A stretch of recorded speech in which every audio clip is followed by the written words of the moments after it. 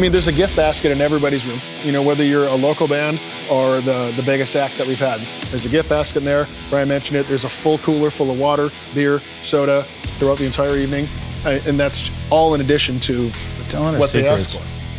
I mean, there's literally nothing. Yeah. We don't give them a thing. They walk in off the street. But that is a big expense. You know what I mean? Sure. You times that by 100 shows. You know, I mean, that is an exceptional amount of money that is completely, you know, essentially overlooked by us because it's provided. You know what I mean? And by the decisions that, you know, that has been made. And they appreciate the shit out of it. But that's the thing too. I mean, they would ask for it no matter what. I mean, bands come in, they want beer, they want booze, they want whatever. Right. They're going to ask for it. The fact is, we're ahead of the game. We already have it for you. Here you go. And we also have a nice little gift basket as well. Yeah, we do gift baskets in all of their green rooms. 3 green rooms on site, so 3 of those are set out. And then another thing we do is the bands get custom T-shirts. We have 2 designs they can pick from.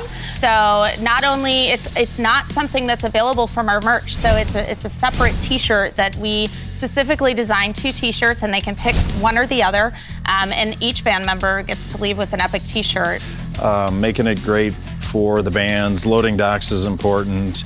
All the bells and whistles of a workout room, because these guys show up and they got nothing to do, or they got to go to a place to work out.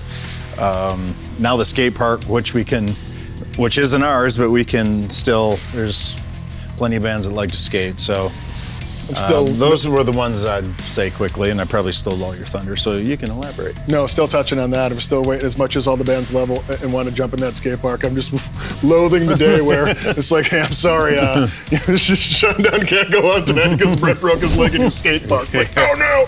You know it's gonna happen. You know, with some of these guys, it's like, yeah, great plan, guys. What are you doing tomorrow? I On a am skillet? making omelets on a skillet for skillet There tomorrow. it is. There it is. There it Yeah. is. What time does it start? 8 a.m. I'll be here. Yeah.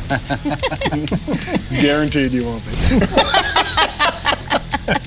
But can you send me a video? No. I will. I got it. But you talked a little bit about behind the scenes. You and I talked about this a lot where, you know, in the past, just our background working with bands and working with places, they didn't care necessarily about the bands. The bands were a model for them to earn money at the bar. That was it. They didn't care about the bands. Then we brought Jess on board, and we're like, well, you're in charge of hospitality. It's not just bands, it's people up front, it's both. Well, we gotta be hospitable to bands, and if we think back to what Mark's original vision was on the bands need to be treated right, all of a sudden we start looking at these riders like, yeah, we can do that. We do it. Like, that's what we do. Like, you know, and coming from Festival Foods, and that's my background. The answer is yes. Now, what's your question? Is kind of the motto that we grew up with. And so bringing that culture and that into Epic Event Center was really important. And I think that, you know, those are one of the ways with bands that we were able to do that. And their rider comes over and we fill it, and we try to make sure that we have exactly what they need. It's been interesting. What is the weirdest thing you had to prepare?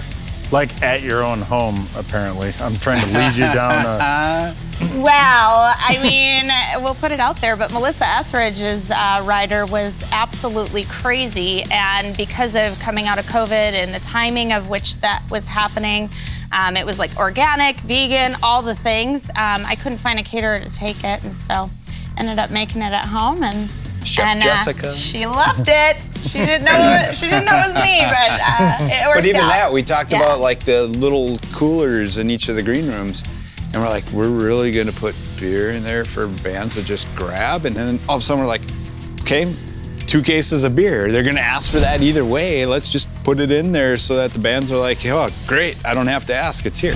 I remember this conversation with you like it was yesterday, because I'm coming from every dollar matters, you know what I mean, from doing shows in bars and stuff like that, you know, to, you know, trying to. You weirdo. That's the one thing that stuck out in your mind. I don't know. I want to hear about this. You don't even know who I am anymore, do I? He doesn't even know who I am anymore. I can't believe you did a show. This is gonna be He's offended you didn't tell this before. Many. Yeah. In Vegas? Many. Oh, well then it doesn't matter. No, dirty holes in the wall. Not literally. But no, Coming from a point where, a lot of times those riders, those catering, the costs can obviously add up, so you always try and, minimize expenses. And I remember having this conversation vividly, and then, you took it to Mark, and you guys all talked about it. You're like, no, we're not going to look at that as a hindrance. And I'm like, we have to. And they're like, no, we're not going to. And it changed my world.